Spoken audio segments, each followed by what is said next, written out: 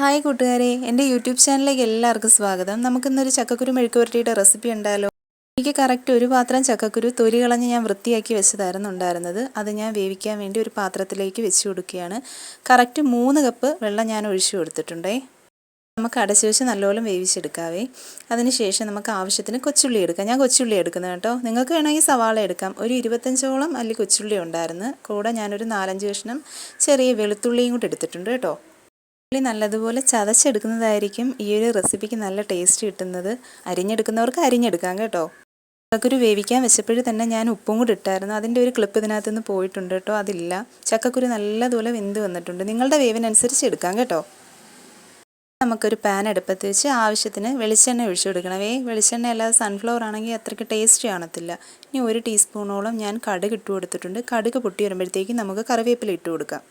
എൻ്റെ വീഡിയോ കണ്ട് എന്നെ സപ്പോർട്ട് ചെയ്ത എല്ലാവർക്കും ഒരുപാട് നന്ദിയുണ്ട് കേട്ടോ. നിങ്ങൾ ലൈക്കും കൂടെ ചെയ്യണേ വീഡിയോ കാണുമ്പോഴത്തേന്. നമുക്കിനി ചതച്ച് വെച്ചേക്കുന്ന കൊച്ചുള്ളി കൂട്ട് ഇതിനകത്തോട്ട് ഇട്ട് കൊടുക്കാം.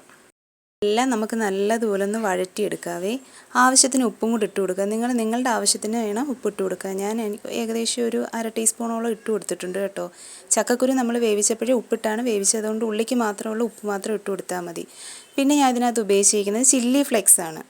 വേണമെങ്കിൽ മുളക് പൊടി ഉപയോഗിക്കാം കേട്ടോ. മുളക് പൊടി ഉപയോഗിക്കുന്നതിനേക്കാളും ടേസ്റ്റ് എപ്പോഴും ചില്ലി ഫ്ലെക്സ് ഉപയോഗിക്കുന്നതായിരിക്കും. ഞാൻ കറക്റ്റ് ഒരു 3 ടീസ്പൂണോളം ഇട്ട് കൊടുത്തിട്ടുണ്ട് കേട്ടോ. എന്നിട്ട് നന്നായിട്ടൊന്ന് മിക്സ് ചെയ്തെടുക്കാവേ.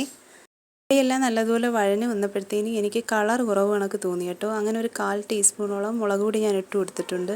കളറിന് വേണ്ടി മാത്രമാണ് കേട്ടോ, എൻ്റെ ഒരു സംതൃപ്തിക്കാണ്. എല്ലാം കൂടെ നമുക്ക് നല്ലതായിട്ടൊന്ന് മിക്സ് ചെയ്ത് കൊടുക്കാവേ. പിന്നെ നിങ്ങൾ വീഡിയോ കാണുമ്പോൾ നിങ്ങളുടെ ഫാമിലിക്കും ഫ്രണ്ട്സിനും ഒക്കെ ഒന്ന് ഷെയർ ചെയ്ത് കൊടുക്കണം കേട്ടോ. എല്ലാം കൂടെ നല്ലതുപോലെ നമുക്കൊന്ന് മിക്സ് ചെയ്തിട്ട് ഫ്ലെയിം ഞാൻ എപ്പോഴും മീഡിയം പരുവത്തിൽ തന്നെയാണ് വെച്ചിരിക്കുന്നത്. ഇനി നമുക്ക് ചക്കക്കുരു വേവിച്ച് വെച്ചിരിക്കുന്നത് ഇതിലോട്ട് തട്ടിയിട്ട് കൊടുക്കാം. എന്നിട്ട് എല്ലാം കൂടെ നന്നായിട്ട് മിക്സ് ചെയ്തെടുക്കണേ.